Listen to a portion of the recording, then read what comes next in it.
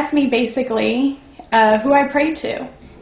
Take a second, if you're a Christian or any religion, who do you pray to?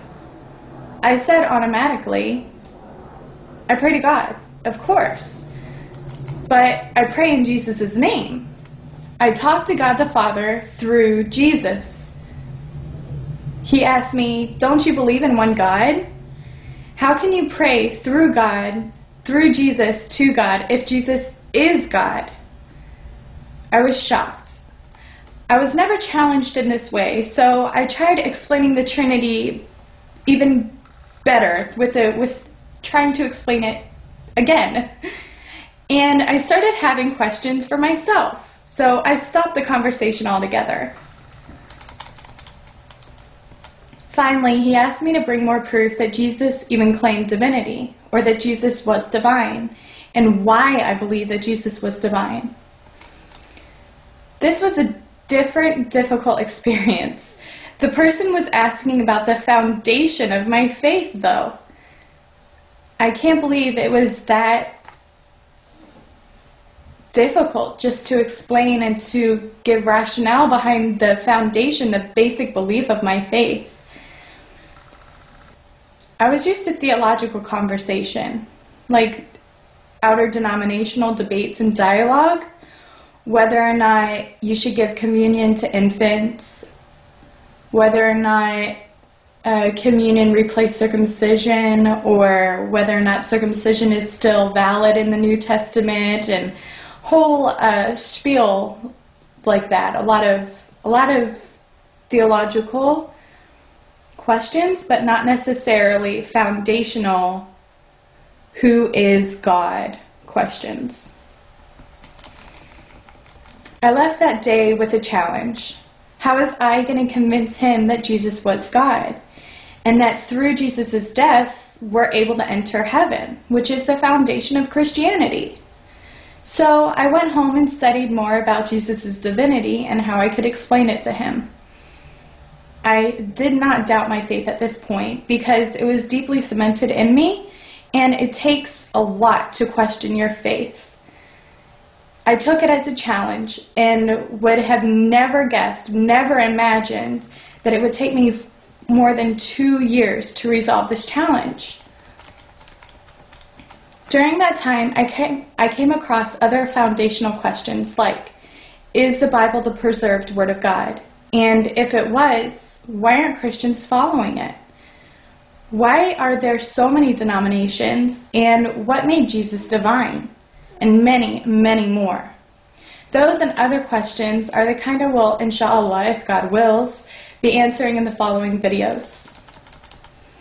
I still wanted to convert this person. Of course, I never doubted my faith, like I said at this point. So I started studying Islam so that I could get a better understanding of his concept of God. So I had questions like, who was Muhammad? Alayhi salatu salam, may God's peace and blessings be on him and every other prophet. I heard many accusations about Muhammad, alayhi salatu salam, and took them as truth, unfortunately. Like he was a murderer, a sexist, etc. But the more I studied the authentic Sunnah, which is the life of Muhammad, alayhi salatu salam, the more I realized that he was indeed a noble character. Merciful, loving, charitable. He could have been a king if he gave up preaching Islam.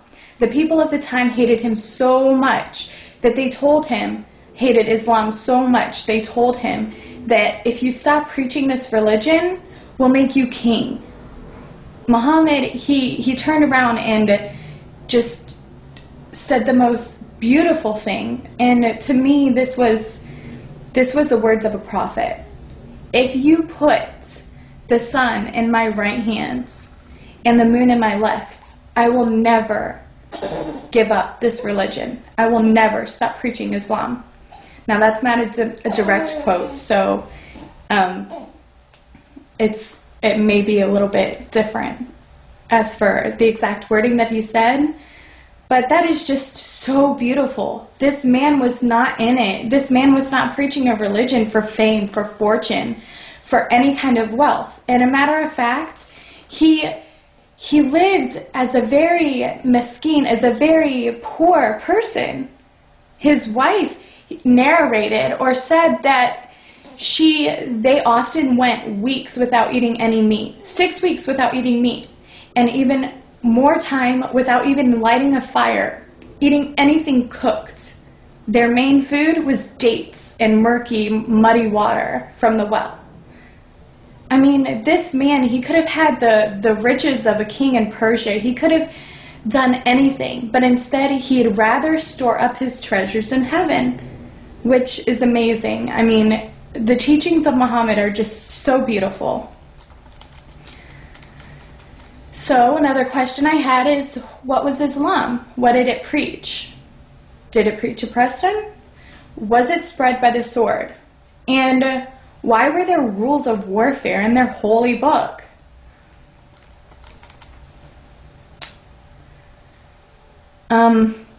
Those are all past prejudices that I had from before. I found out that no, it did not teach oppression. It teaches liberation through education and charity. And it gave women a higher status than any other religion has ever given, even Christianity.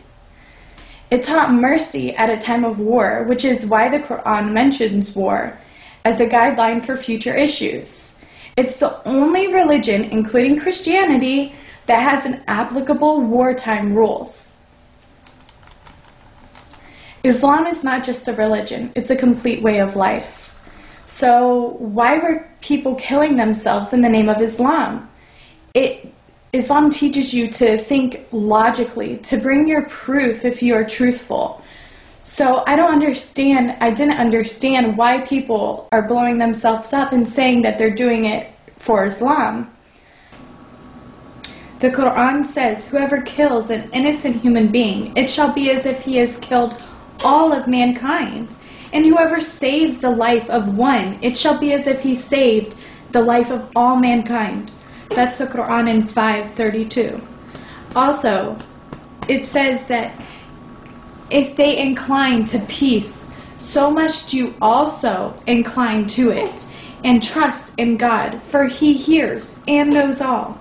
So if somebody inclines to peace, you must incline to it. So there's a lot of perverted thoughts about Islam, and that's because I believe the media picks and chooses what they like to portray of it. So may God give you knowledge, and may God give you strength to sift through the truth from the evil and the darkness. I got frustrated with the media, how the media portrayed this religion, and I started defending it because the more I knew, the more I realized that it was a pure religion. It wasn't polluted.